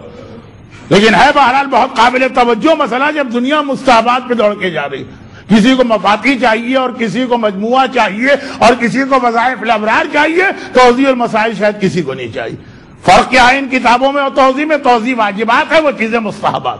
ان کا مذاق نہیں اڑا رہا لیکن بتا یہ رہا ہوں کہ پیغمبر نے کہا مستحبات کی طرف جا رہے ہیں تو واجبات. میں وضاحت بھی نہیں کرنا چاہ رہا تھا پھر بھی اتنے جملے پھسل کے آ گئے. اور اے علی جب تم دیکھو کہ لوگ دنیا بنانے میں لگے تو تم آخرت بنانے میں لگ جانا. مولانا ہم نے بڑا اچھا مکان بنایا، دل تو چاہتا ہے کہ پوچھے کہ جنت میں بنایا کہ نہیں بنایا، یہاں تو بنا لیا آپ نے. مولانا ہماری گاڑی دیکھیں کتنی شاندار گاڑی. بھئی جنت کی گاڑی بھی آپ نے لی ہے کہ نہیں لی ہے؟ اب یہ پیغمبر بہترین زیور میں خرید کے لایا ہوں. ہم سے تو لوگ بہت کہتے ہیں کیونکہ میں اتفاق سے اتنے سالوں سے حج پہ جا رہا ہوں اور کہیں سے ایک حدیث ہمارے یہاں آ گئی ہے کہ مدینے سے سونا خریدنا بہت سنت ہے. اگر کوئی سونا خریدے بغیر آ جائے تو پیغمبر نے فرمایا مجھ پہ ظلم کر کے جا رہا. اب یہ حدیث ہے دیکھیں مولانا ہم نے کتنا قیمتی ایک سیٹ خریدا. کچھ لوگ ذرا ڈر بھی جاتے ہیں کہ مولانا کو پتا چل گیا مولانا کی تو ایک مجلس کا ٹاپک بن گیا، بتاتے بھی نہیں. پھر بتاتے ہیں مسجد شجرہ پہ احرام پہننے جا رہے، مسجد کے اندر سامان لے جانے کی اجازت نہیں. ارے مولانا یہ تو بیگ روک لیا گیا، اب ہم کیا کریں؟ کچھ نہیں کریں، کیا اس میں کپڑے ہوں گے پھٹے پرانے، ایک پرانی چپل جوتی ہوگی باہر رکھ دیں. نہیں مولانا اب تو بتانا ہی پڑے گا، اس میں یہ نہیں ہے بہت قیمتی مثلا. بھئی یہ ساری چیزیں صحیح ہیں لیکن جنت کے زیور کی بھی فکر کی کہ نہیں؟ یہ سارے جملے میرے نہیں ہیں، یہ معصومین کے ہیں. وقت نہیں ہے کہ میں حدیثیں پڑھوں، مثلا ایک چھوٹی سی حدیث. مولا یہ حدیث ہے، آخر ہم جوان ہیں، ہمارا بھی دل چاہتا ہے سونے کی انگوٹھی پہنے. کیوں حرام کی ہے اسلام نے؟ امام نے کہا سونے کی انگوٹھی اس لیے حرام کی گئی ہے تاکہ جنت میں تمہیں سونے کی انگوٹھی پہنائی جائے. اگر وہاں سونے کی انگوٹھی پہننا ہے تو یہاں کی انگوٹھی چھوڑنا پڑے گی، اور یہاں پہننا ہے تو وہاں پہ انگوٹھی سے محروم رہنا ہوگا. دیکھیں زیور، دیکھیں لباس. بلکہ ماہ رمضان میں کیا یاد دلاؤں، ماہ رمضان کی تو دعاؤں میں یہ ہے خدا بندہ ایسا لباس ہو اور ایسی غذا ہو. اے علی یہ رسول کی دوسری نصیحت. تیسری نصیحت پھر شب قدر. جب تم یہ دیکھو کہ لوگ زیادہ سے زیادہ عمل کر رہے ہیں تو تم کثرت عمل کی جانب نہ جاؤ، عمل کی نیت اور خلوص کی جانب جاؤ. یعنی عمل کی کوانٹٹی بڑھانے کی ضرورت نہیں، عمل کی کوالٹی کو بڑھاؤ. عمل کی کوالٹی بہترین ہو تو ساری رات عبادت کرنے والے سے وہ افضل ہو جائے گا جو ساری رات بستر پہ اتنے آرام سے سویا کہ بار بار کہا کہ علی کو زندگی میں نہ اس سے پہلے کبھی ایسی نیند آئی نہ اس کے بعد کبھی ایسی نیند آئی. اگر اخلاص عمل ہو، اخلاص نیت ہو تو اس کا سونا ہزاروں کی عبادت پہ افضل ہے. اب یہ حدیث بھی بہت تفصیل طلب ہے، وقت نہیں. اور اے علی چوتھی چیز یہ، بلکہ پانچویں اور چھٹی چیز بھی شب قدر کی. چوتھی چیز جب تم یہ دیکھو کہ لوگ دنیا کی چیزوں کو زیب و زینت دے رہے ہیں، یہ الگ بات ہے. دنیا بنانا لگے چلیں بھائی ٹھیک ہے مکان آپ کی ضرورت ہے آپ نے بنا لی. خالی ایک ڈرائنگ روم کو سجانے میں لوگ اتنا خرچہ کر دیتے ہیں کہ ایک غریب بیوہ سیدانی کے سال بھر یا زندگی بھر کا خرچہ آپ کے ایک صوفہ سیٹ سے زیادہ ہو جائے سے کم ہوتا. خالی اپنے بچے کی سالگرہ میں لوگ اتنا خرچ کرتے ہیں کہ 10 غریب سیدانیوں کی یتیم بچیوں کی شادی ہو جائے کہ چلے آپ نے کہا گاڑی ہماری ضرورت ہے گھر ہماری ضرورت, پھر اس کو سجانے میں لگے تم آخرت کی چیزوں کو سجانا. میری زبان رک نہیں رہی اور میں بولنا بھی نہیں چاہ رہا ہوں, بات بہت لمبی ہو رہی. یہاں مولا کی پھر وہ حدیث آ گئی جو مجھے آج پڑھنا تھی, لیکن وہی آج کی مجلس پرسوں چلی گئی. اے جابر کس چیز پہ یہ آدمی کرتا؟ پھر مولا نے 7 اہم ترین چیزیں بتائیں وہ کل. آئیے آخری بات, کل سے مطلب پرسوں, آخری 2 چیز. اور کہا کہ اے علی 1 لاکھ دینار کی ایک 6 لاکھ دینار یعنی 1 لاکھ دینار کی ایک نصیحت. اے علی 5ویں بات, یہ کل کی شب قدر کا اہم ترین عمل ہے. یہ کل کا اہم ترین عمل یہ ہے جو اب رسول بتا رہے. جب تم دیکھو کہ لوگ دوسروں کے عیب ڈھونڈنے اور دوسروں کے عیب نکالنے میں لگے ہوئے, اس وقت بیٹھ کے اپنے عیب خود ڈھونڈنا اور اپنے عیب خود نکالنا. بدن میں کانٹے لگ جائے تو آدمی کانٹے نکالتا ہے نا. یہاں تو آپ اکثر دیکھیں گے کہ اگر 2 آدمی کہیں جا رہے ہیں, کانٹوں دار جھاڑی دونوں میں کانٹے چبھے, تو یہ اس کی مدد نہیں کرے گا, پہلے ہی اپنے کانٹے نکالے گا, وہ اپنے کانٹے نکالے. کہا کہ جب تم دیکھو لوگ دوسروں کے عیب ڈھونڈ رہے ہیں, تم بیٹھ کر, اب یہ بھی جملہ بتا رہا ہے کہ یہ علی کے لیے حدیث نہیں ہے, علی کے ذریعے سے علی کے چاہنے والوں کے لیے ہے. کل کی رات اس بات کا نام کہ پورا سال آپ کو اللہ سے جو مانگنا, اس سے پہلے دیکھیں پورا سال آپ نے اللہ کی کیا کیا مخالفت کی. توبہ کا موقع ہے. کل 2 بہت اہم دعا ہیں, دعائے مکارم الاخلاق اور دعائے توبہ. کل کی یہ 2 بہت اہم دعا ہیں نا, آپ کو بتانے کی ضرورت تو نہیں. وہ فرفر پڑھنے کی دعائیں نہیں ہیں. دعائے مکارم الاخلاق میں دیکھیے کہ کیا کیا کانٹے ہمارے اندر لگے ہوئے, ان کو نکالے بغیر آگے نہیں بڑھ سکتے آپ. ایک جملہ آتا ہے, اپنا جائزہ لیجئے مجھ میں یہ ہے کہ نہیں. کتنی ساری باتیں دعائے مکارم الاخلاق پہ ایک اشرا تو آرام سے پڑھا جا سکتا ہے. خالی ایک مجلس بھی اگر ہوتی تو میں کچھ توجہ دے رہا تھا, لیکن کل دیکھیے گا اس کے ترجمے. تکبر کا اس میں بھی تذکرہ, عجب کا اس میں بھی تذکرہ, حسد کا اس میں بھی کل کی رات اس بات کا نام کہ اپنے بدن میں اپنی روح میں پیوست کانٹے نکالیے اور دعائے توبہ کیجیے تاکہ پھر وہ معاف ہو جائیں. پھر آئندہ سال, پچھلا سال کا اپنا جائزہ لیجیے, آئندہ سال کے لیے اللہ سے مانگیے. رک رہا ہوں میں کیونکہ ابھی تیسری بات باقی, لیکن چھٹی چیز یہ اصل میں تو یہ پڑھنا تھی. اے علی 6 لاکھ دینار چاہیے یا یہ بات چاہیے؟ اے علی 6 لاکھ گوسفند چاہیے یا یہ بات چاہیے؟ کم نہیں, اللہ کے رسول 6 باتیں بتائی. چھٹی بات, جب تم یہ دیکھو کہ لوگ معاشرے کے بڑے لوگوں سے قریب ہو رہے ہیں تو تم ان کو چھوڑ کے اللہ سے قریب ہونے کی کوشش کرو جتنا اللہ سے قریب ہو سکتے ہو.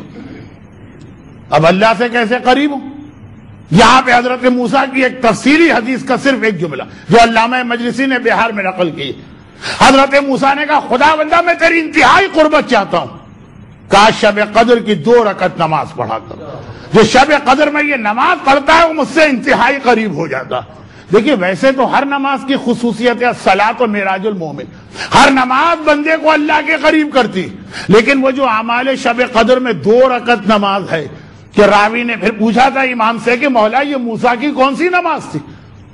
وہ حدیث تو آپ نے سن لی کہ جب مولا نے ایک بار جناب خضر کے فضائل بتائے, مگر ساتھ میں یہ کہا خضر کو یہ بلند مرتبہ دعا کے پڑھنے سے ملا. تو کمیل نے پوچھ لیا تھا نا کہ مولا وہ کون سی دعا؟ تو مولا نے وہ دعا تعلیم کی جو دعائے کمیل کے نام سے.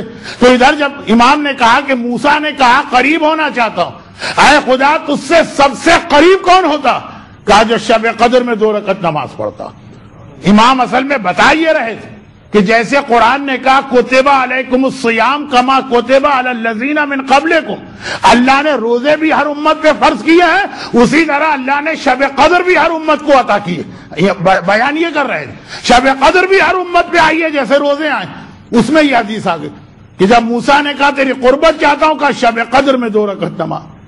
اب موسیٰ اور اللہ تو جانتے ہیں نا, ہمارا آپ تو نہیں جانتے. راوی نے فوراً کہا مولا یہ کون سی نماز تھی جس کو پڑھنے سے آدمی اللہ سے, امام نے فرمایا 2 رکعت نماز جس میں ہر رکعت کے بعد 7 بار قل ہو اللہ بھی ہے اور آخر نماز میں توبہ بھی. استغفر اللہ واتوب الیہ. تو یہ نماز وہ ہے جو آپ کو اللہ کے بہت زیادہ قریب کر دیتی. اب قریب کرنے کا ہونے کا فائدہ کیا؟ قریب ہونے کا فائدہ یہ ہے کہ جو کچھ آپ کو مانگنا ہے گویا، اب یہ توہین پروردگار نہ ہو جائے، میں اللہ سے معافی مانگتا ہوں، گویا آپ اللہ کے اتنے قریب ہیں کہ اللہ کے کانوں کے پاس آپ کا منہ. خدا بندائی ہے، خدا بندائی، خدا. یہ اللہ نے خود کہا الحمدللہ الذی بعد فلا یری وقرب فشہد النجوى. وہ اللہ اتنا دور ہے کہ کوئی دیکھ بھی نہیں سکتا اور اتنا قریب ہے کہ تمہاری کانا بھوسی کو بھی سن لیتا ہے. تو اب اللہ کے اتنا قریب ہو جاؤ کہ گویا اللہ کے کان میں منہ رکھ کے ہر بات کہہ رہے ہو.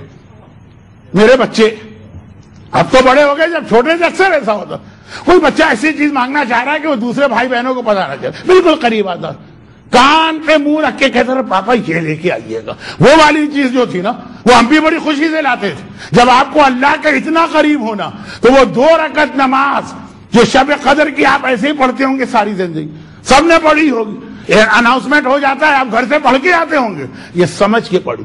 اور اسی لیے ہمارے شب قدر کے آغاز میں وہ نماز ہے کہ ابھی آپ کو سب کچھ مانگنا، پہلے قریب تو ہو جائے نا، اللہ کے اتنے قریب ہو جائیے اب آپ مانگیے جو آپ کو مانگنا ہے. یہ دعا کی طاقت بھی ہے جو ناممکن کو ممکن کر دیتی ہے، قوم یونس کا عذاب. مگر پھر وہ دعا آپ جتنا قریب سے قریب ہو کے مانگے، ابھی باتیں بہت. مگر تیسری اور آخری چیز، 3 چیزیں میں نے کہیں تھی نا آپ کی تقدیر بدلیں گی. اب اگر یہ تیسری چیز میں پرسوں بتاؤں اور کل کی رات گزر چکی ہوگی تو دعا کا کچھ بیان اگر رہ بھی جائے تب بھی ایک اوور آل دعا کے حوالے سے کچھ اصول آپ کے سامنے آ گئے. نادر شاہ کا واقعہ دل کی گہرائی سے دعا. پیغمبر کی حدیث چھوٹی دعا ہو لیکن توجہ سے مانگو. اور حضرت موسیٰ کو یہ فرمان کہ پہلے مجھ سے انتہائی قریب ہو جاؤ، جتنے قریب ہوگے اتنا ہی چیز مانگنے اور ملنے میں آسانی ہوگی. اور اب آئیے تیسری اور آخری چیز، یہ بہت اہم، یہ بھی بہت اہم، جو تیسری چیز تقدیر کو بدل دیتی. کیونکہ آج ذکر آ گیا تھا باب الحوائج کا، تو یہ روایت وہ واقعہ باب الحوائج کے روزے کا، یہ روایت باب الحوائج کی ہے کہ باب الحوائج امام موسی کاظم علیہ الصلوۃ والسلام ارشاد فرمائے. بنی اسرائیل بہت مشہور واقعہ ہے، شب قدر میں خاص یاد کرنا، اور کسی خاص وجہ سے میں اس کو اس وقت پڑھ رہا ہوں. بنی اسرائیل بہت مشہور واقعہ، میں بہت جلدی جلدی چھلانگے لگاتا ہوا نتیجے پہ آپ کو پہنچاتا ہوں. ایک نوجوان شادی شدہ، ارے خاص اللہ نے اس کو ایک نعمت یہ بھی دی کہ جتنا وہ نیک و دیدار اتنی اس کی بیوی. عام طور پہ ایسا نہیں ہوتا، شوہر بہت اچھا ہوتا ہے تو بیوی بڑی خطرناک ہو جاتی ہے، بیوی بڑی نیک ہوتی ہے تو شوہر بڑا خونخوار ہو جاتا. لیکن اللہ نے ایک بہت اچھا میچ بنایا. غربت بہت زیادہ، محنت بھی پوری کر رہا، دعا بھی پوری مانگ رہا ہے. ایسا بھی نہیں کہ محنت میں کمی ہے، محنت پوری. ایسا بھی نہیں کہ دعا نہ مانگتا، دعا بھی پوری نہیں، اور واقع بڑھتے چلے جا رہے ہیں. مگر جو دعا کا ایک اصول امام نے بتایا، فقیر کی طرح دعا مانگو، دروازے کو کھٹکھٹاؤ کھٹکھٹاؤ کھٹکھٹاؤ کھٹکھٹاؤ، کبھی نہ کبھی گھر والا دروازہ کھول ہی دے گا. مانگتا رہا، دعا مانگتا رہا، اور غربت اور پریشانی مانگتا رہا. ایک رات خواب میں فرشتہ آیا، بہت مختصر کر رہا ہوں، اور کہا کہ اگرچہ اللہ نے تیری تقدیر میں یہ لکھا تھا، تقدیر بدلی جا رہی. کون سی چیز تقدیر بدلتی؟ کل رات آپ کو بہت ضرورت ہے ایسی چیزوں کی. تیری تقدیر میں یہ لکھا تھا کہ مرتے دم تک تیرے حالات بہتر نہیں ہوں گے، مگر اتنی دعا تو نے مانگی کہ اللہ نے تیری زندگی کے آدھے حصے میں تقدیر بدل دی. اب میں یہ جملہ میں خود اپنی طرف سے کہتا ہوں، بہت حدیث پڑھی کہ مثلا اس کی زندگی میں ابھی 30 سال باقی، تو کہا 15 سال اللہ نے تمہارے لیے غربت کو ختم کر دیا اور سارے عیش و آرام. کون سے 15 سال چاہیے؟ چوائس اور اختیار تیرا.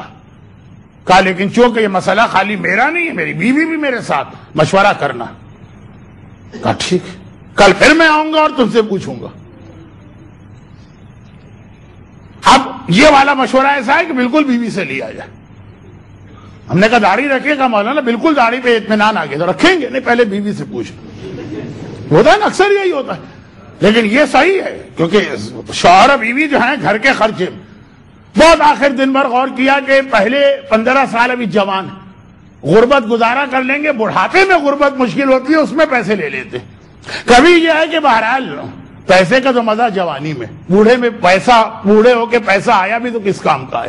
نہ کچھ کھا سکتے ہیں، ڈائبٹک پیشنٹ یہ چیز نہیں کھانا، بلڈ پریشر یہ چیز نہ کھانا، نہ کوئی پہن سکتے ہیں، نہ کہیں گھومنے جا سکتے ہیں، ذرا 2 قدم چلتے ہیں تو سانس پھولنے لگتی ہے۔ ہم کہاں جائیں گے ہمالیہ دیکھنے اور کیٹو دیکھنے اور کشمیر دیکھنے؟ تو بڑھاپے کے اندر کیا مزہ تو جوانی میں۔ ڈسکشن ایک فیصلہ کر لیا، رات ہو گئی، فرشتہ آیا، کیا جائیے؟ کہ پہلے دولت والے سال جائیے، پھر غربت گزارا، ٹھیک۔ اگلے دن سے بہرحال اللہ نے چھپر پھاڑ کے دیا۔ بچے تو سمجھے کہ بھی نہیں کہ چھپر کیسے پھٹتا ہے، لیکن چھپر پھاڑ کے دیا، جس چیز میں ہاتھ ڈالے، مٹی میں ہاتھ ڈالے، سونا بن جائے۔ دولت آنے لگی۔ خدا جب حسن دیتا ہے نزاکت آ ہی جاتی ہے۔ دولت جب آتی ہے تو اپنے ساتھ اتنی خرابیاں لے کے آتی کہ جو آدمی پہلے سے بھی ارادہ کر کے بیٹھا ہے، نہیں میں دولت والا بنوں گا، میں تکبر نہیں اختیار کروں، میں مغرور نہیں بنوں گا، وہ پرانے دولت والے سے زیادہ متکبر بنتا۔ خیر یہ ایک الگ موضوع ہے، اب وقت نہیں رہا، میرے پاس ہمت، طاقت، توانائی بہت ہے، آپ کا جوش بھی بہت ہے، لیکن وقت بھی ہم کو خیال کرنا ہے۔ آخری جملے جو اب جو دولت اگلے دن سے آنے لگی، بیوی نے کہا دیکھو ہم نے غربت دیکھی، ہمیں پتا ہے فاقہ کتنی بری چیز، اللہ اتنا ہم کو دے رہا، ہم اپنے غریب رشتہ داروں میں ہی کیوں نہ تقسیم کر۔ شوہر نے بھی کہا بالکل ٹھیک ہے، بسم اللہ۔ اب یہ خرچ کر رہے ہیں، لیکن چونکہ وعدہ تھا 15 سال غربت نہیں آئی، جتنا دے رہے ہیں اس سے زیادہ بڑھ کے مل رہا ہے، تو ویسے ہی اللہ کا وعدہ کہ 3 خرچے ایسے ہیں کہ جو کرے گا آخرت کا اجر اپنی جگہ، دنیا میں بھی 70 گنا زیادہ ملے گا۔ ایک حج میں جو خرچ کرے گا، ایک اپنے والدین پہ جو خرچ کرے گا، اور تیسرا وہی جو واقعہ رشتہ داروں کو دینا شروع کیا قریب، لیکن وعدے کے پورے تھے۔ 15 سال فرشتے نے کہا تھا، 15 سال ہو گئے، شوہر اور بیوی نے کہا بس آج سے ہمارے عیش کے دن ختم ہوئے، کوئی پرانی تقدیر آ رہی۔ رات کو فرشتہ آیا، جیسے ہی شوہر نے دیکھا، کہا مجھے پتا ہے تو کیوں آ رہا ہے اور میں تیار بھی ہوں اس کے لیے۔ مسکرا کے کہا پہلے بات تو پوری ہو جانے دو، میں اس لیے نہیں آ رہا، میں اس لیے آ رہا ہوں کہ اللہ نے اب تمہاری تقدیر پھر بدل دی ہے، اور مرتے دم تک تمہیں اتنی ہی دولت عطا کرنا ہے۔ گھبرا کے کہا یہ تقدیر کیوں بدلی گئی؟ کہا یہ دعا کی وجہ سے نہیں بدلی گئی، یہ تمہاری اس نیکی کی وجہ سے بدلی گئی کہ جو تم نے رشتہ داروں کا حق ادا کیا ہے، اس نیکی میں اتنی بڑی طاقت ہے کہ یہ بھی تقدیر بدل جاتی ہے۔ تو اصل جملہ اب اس کے بعد سنیے اور آج کی بات ختم۔ اصل جملہ اس کے بعد، رشتہ داروں کا اور کوئی حق ادا کریں کہ نہ کریں، ایک بات یاد رکھیے گا، اللہ سے جب کوئی دعا مانگے، اللہ کہتا کہ یہی چیز اگر تمہارے پاس ہے تو کہ تم دوسروں کو دو گے جو مجھ سے مانگ رہے ہیں۔ میں تھوڑی سی اس کی مثال دے چکا ہوں، اور آج اب اتنی ہمت نہیں ہے، وقت میں ابھی اتنی گنجائش نہیں ہے کہ میں اس کی اور مثالیں دوں، لیکن ایک بات، آپ نے کہا خدا بندہ مجھے دولت چاہیے، کہا لیکن اگر تمہارے پاس دولت آئی، دوسرا کوئی مانگنے آئے گا، دو گے کہ نہیں دو گے؟ یہ اللہ کا ایک اصول ہے، جو تم دوسروں کے ساتھ کرو گے وہی اللہ تمہارے ساتھ کرے گا۔ یہ راوی نے پوچھا بھی تھا، مولا قیامت بڑا سختی کا دن ہے کہ بڑا نرمی کا دن؟ کہا یہ تمہارے اوپر ڈیپینڈ ہے، اگر دنیا میں تم نے لوگوں کے ساتھ سختی کے ساتھ رویہ رکھا، قیامت میں اللہ بھی سخت ہوگا، اور اگر دنیا میں تم لوگوں سے بہت نرم رہے ہو تو اللہ بھی قیامت کے دن تم سے نرم رہے گا۔ اللہ کا اپنا کوئی اصول نہیں ہے کہ سب کے ساتھ سختی کے سب کے ساتھ نرمی، اسی لیے وہ جبار و قہار بھی ہے، وہی ارحم الراحمین بھی ہے۔ جیسے تم بنے ویسے اللہ قیامت میں تمہارے لیے بنے گا۔ اب اس کی حدیثیں بہت ہے، وقت نہیں۔ آخری جملے، سب سے پہلی چیز، دولت تو بات کی چیز، ہم کل سب سے زیادہ اللہ سے ایک دعا مانگتے ہیں، اللہ ہمیں معاف کر دے۔ بھئی نماز شب قدر کے بعد 70 مرتبہ کیا ہے؟ استغفر اللہ واتوب الیہ۔ عمل قرآن میں کیا ہے؟ توبہ۔ دعائے توبہ میں کیا ہے؟ توبہ۔ سب سے زیادہ ہم اللہ سے کہتے ہیں خدا بندہ ہماری غلطیاں اور گناہ معاف کر دے، تو اللہ پلٹ کے کہتا ہے اور جنہوں نے تمہارے خلاف کوئی جرم کیا ہے تم ان کو معاف کر رہے ہو کہ نہیں کر رہے؟ کل دعائے توبہ اور دعائے استغفر اللہ سے پہلے ہر مومن اور مومنہ اپنی اپنی جگہ دل کی گہرائی سے ان کو معاف کرے، پھر دعا شروع کرے جو واقعاً ہمارے مجرم ہیں۔ ایک تو یہ ہوتا ہے کہ نہیں کسی نے کوئی ایسی غلطی کی نہیں، ہم ویسے ہی اس سے ناراض ہے، نہیں، واقعاً غلطی کی، کسی رشتہ دار نے آپ کا حق مارا، کسی دوست نے آپ پر ظلم کیا، کسی چاہنے والے نے آپ کو نقصان پہنچایا، لیکن پہلے آپ ان کو معاف کریں، تب اللہ سے یہ کہتے ہوئے اچھے لگیں گے کہ اے اللہ ہمیں معاف کر دے، ہم سے معافی مانگنے آ رہے ہو، اور جو دوسرے تمہارے ہیں ان میں سے کسی کو معاف کرنے کو تیار نہیں ہو، کل بھائی بھائی کے جھگڑے کو ختم کر کے اعمال شب قدر کرے، کل والدین اور اولاد اپنی ناراضگیاں بھولنے کے بعد اعمال شب قدر کرے، کل ساس اور بہو اپنے اختلافات کو ختم کرنے کے بعد پھر اعمال شب قدر کرے، کل شوہر اور بیوی کے اختلافات ختم ہو جائیں، خدا نہ کرے اگر کسی گھر کی یہ کیفیت ہے، پھر اعمال شب قدر کرے تو یہ نیکی وہ ہے جو آپ کی تقدیر بدل دیتی ہے۔ ورنہ جو اللہ سے مانگتے رہیں، دل میں کسی مومن کے خلاف کینہ ہے، دل میں کسی کے خلاف بغض ہے، دل میں کسی کے خلاف عداوت ہے، نہیں کینہ اور بغض نہیں ہے، واقعاً اس نے ہمیں نقصان پہنچایا، لیکن پھر بھی اسے معاف کر دیں۔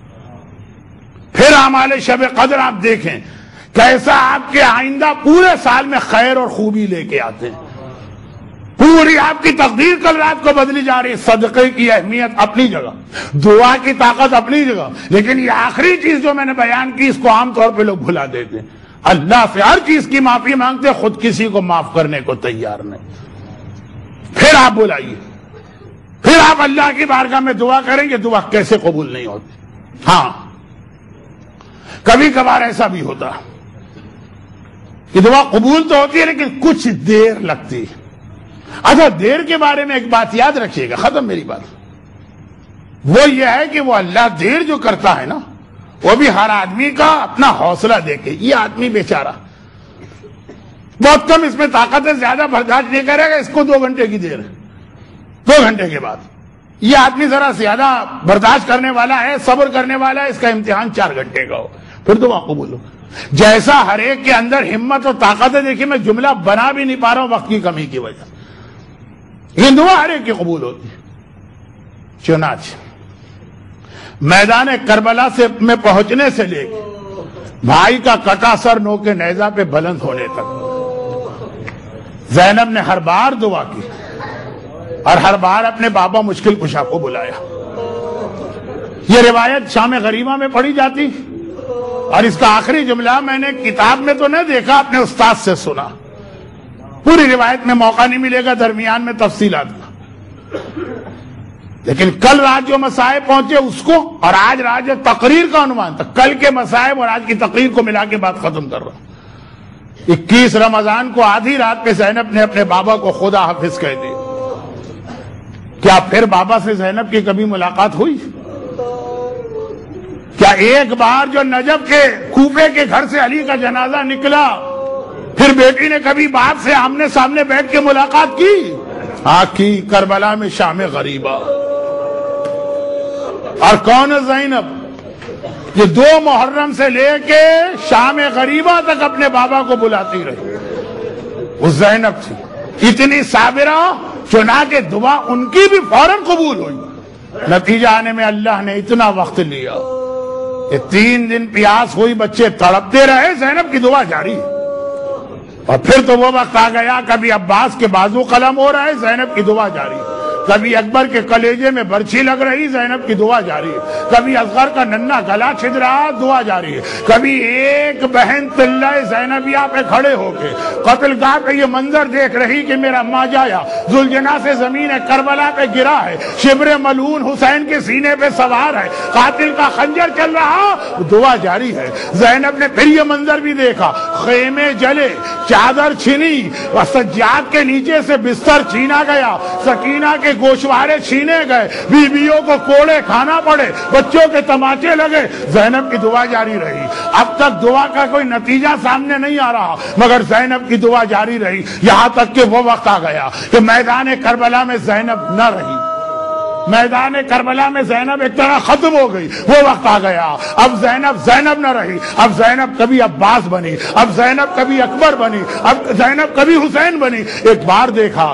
رات کا اندھیرا ہے، خیمے جل چکے ہیں، بیویاں اسی ریتی پر بیٹھی ہیں، بچے تماچے کھا کے سہمے ہوئے پریشان ہیں، بس ایک بار علی کی بیٹی اور عباس کی بہن علی اور عباس بن کے سامنے آئی۔ بچوں گھبراؤ نہیں، بیویوں پریشان نہ ہو، اگر کوئی اور نہ رہا، ابھی زینب زندہ ہے، تم آرام کرو، تمہاری پھوپھی تمہارا پہرا دے گی۔ اور ایک مرتبہ جلے ہوئے خیمے کی چوب اٹھائی، علی کی 55 سال کی اس بوڑھی بیٹی نے، ضعیف بیٹی نے لٹے ہوئے گھر کا پہرا دینا شروع کیا، ساری رات پہرا دیتی رہی۔ البتہ بعض علماء کہتے ہیں کہ علی نے اس کے لیے تو زینب کو بچپنے سے تیار کیا تھا. زینب کے بچپنے میں زینب کو لے کر مکان کے ذہن میں اتنا ٹہلا کرتے تھے کہ 4 سال کی زینب 6 سال کی زینب گھٹنے دکھنے لگتے تھے. بابا آپ مجھے اتنا کیوں چلا رہے ہیں؟ زینب ایک وقت آئے گا جب کوئی نہ ہوگا. یہ آج کی مشق اس رات کام آئے گی. اور وہ رات آ گئی. اب زینب کا دل بھی بھرا. بچی اگر پریشان ہے, سیدانیہ اگر غمگین ہے, ان سب سے زیادہ تو داغ زینب کے کلیجے پر ہے. مگر زینب کس سے فریاد کرے؟ اگر زینب کوئی ایسا جملہ کہتی ہے بچی اور پریشان ہو جائیں گے. بس زینب گھبرا رہی ہے. ہائے میرا بابا ہوتا, ہائے میری ماں ہوتی. زینب کس طرح فریاد کرتی. آدھی رات کو ایک بار دیکھا, راہ کوفہ نجف سے کوئی گھوڑے سوار آ رہا ہے, چہرے پہ نقاب پڑی ہوئی ہے. زینب کا کام ہے قافلے کی حفاظت, زینب کا فریضہ ہے بچوں کی حفاظت. بس ایک بار جلال کے عالم میں زینب آگے بڑھی, آواز دی آئے آنے والے, شاید تو کوئی مسافر ہے اور یہ تیرا راستہ ہے. میں نبی کی بیٹی تجھ سے درخواست کرتی ہوں, راستہ بدل لے. تجھے ذرا زحمت ہوگی لیکن میرے بچے ایک بار اگر ان کی آنکھ کھل گئی دوبارہ نہیں سوئیں گے. آنے والے نے سنا, آگے بڑھا. زینب بھی ادھر سے آگے بڑھ رہی. کہا اچھا میں سمجھ گئی, تجھے یہ خبر ملی ہے کہ یہاں مال و اسباب لوٹا جا رہا. میں علی کی بیٹی تجھ سے وعدہ کرتی ہوں, دن کی روشنی میں آنا, جو تیرا دل چاہے لے کے چلے جانا. آنے والے نے سنا, رکا پھر بھی نہیں. ادھر سے زینب بھی آگے بڑھ رہی ہے, بہت قریب پہنچ گئے. ایک بار آنے والے کے گھوڑے کی لگام پہ زینب نے ہاتھ ڈالا. اے آنے والے, میں نے نبی کی بیٹی بن کے تجھ سے درخواست کی, میں نے علی کی بیٹی بن کے تجھ سے وعدہ کیا, تو نے میری کوئی بات نہ سنی. شاید تو مجھے اکیلی اور ضعیف عورت سمجھ رہا. اکیلی ہوں, ضعیفہ ہوں, مگر عباس جری کی بہن ہوں. عباس جری کی بہن ہوں, تجھے آگے نہ جانے دوں گی. پہلے بتا تو ہے کون. یہ سوال پہلی بار کیا تھا زینب نے, یہ بتا تو ہے کون. بس اتنا سننا تھا. آنے والے نے چہرے سے نقاب ہٹائی. 21 رمضان کو کوفے کے جس گھر سے زینب نے جس بابا کو الوداع کہا ہے, آج شام غریبا زینب نے دیکھا میرا بابا میرے سامنے ہے. بس آخری جملہ میں نے سنا. زینب نے باپ کے قدموں سے لپٹ کے فریاد کی, لیکن اس سے پہلے میرے استاد پڑھتے تھے. زینب نے باپ کو دیکھا, گھبرا کے پیچھے ہٹی, بیویوں کے درمیان آ کے بیٹھ گئی اور ایسا لگا کچھ ڈھونڈ رہی ہیں, کچھ تلاش کر رہی ہیں. بیویوں نے کہا شہزادی. سیدانیوں نے پوچھا شہزادی یہ کون آیا ہے؟ کہا بیویوں میرا بابا حیدر کرار آیا. ارے تو آپ وہاں کیوں نہ ٹھہری, یہاں کیوں آ گئی؟ کہا میں ڈھونڈ رہی ہوں, شاید کوئی بچی ہوئی چادر کسی کے پاس ہو. زندگی میں زینب اپنے بابا کے سامنے ننگے سر کبھی نہ گئی ہے. آئے میرا بابا حیدر کرار, کھلے بالوں کے ساتھ باپ کے سامنے, کھلے بالوں کے ساتھ باپ کے سامنے کیسے جاؤں. الا ولعنۃ اللہ علی اعدائہم اجمعین وسیعلم الذین ظلموا ای منقلب ینقلبون. خدا بندہ مشکل کشا ہے کائنات علی بن ابی طالب کے اس امتحان کا واسطہ. زینب پریشان ہے نا, زندگی میں باپ کے سامنے کبھی کھلے بالوں کے ساتھ نہ گئی, تو علی کا امتحان بھی دیکھیے, زندگی میں کبھی زینب کے بالوں کو نہیں دیکھا. آج علی میدان کربلا کی شام غریبہ, حلال مشکلات کا وعدہ, پروردگارا ثانیہ زہرا زینب کبریٰ کے اس امتحان کا واسطہ, باب الحوائج کا واسطہ, صاحبان ایمان جو آج کی مجلس میں ہیں ان کی تمام دعائیں, خاص طور پر کل آنے والی شب قدر, یہ جتنی دعائیں مانگنے والے ہیں ان سب کو فوراً قبول فرما. ہم سب کو دنیا اور آخرت کی ہر پریشانی سے محفوظ فرما. غم حسین کے سوا ہمیں نہ اس دنیا میں کوئی غم عطا فرما, نہ اس دنیا میں کوئی غم. اور خدا بندہ تمام پریشانیوں کے خاتمے اور ان مظالم کے انتقام کے لیے اپنی آخری حجت وارث معصومین امام عصر و زمان کے ظہور میں تعجیل فرما. ربنا تقبل منا انک انت السمیع العلیم. اللجل اللجل یا مولا اللجل اللجل اللجل اللجل اللجل اللجل اللجل یا صاحب السماء.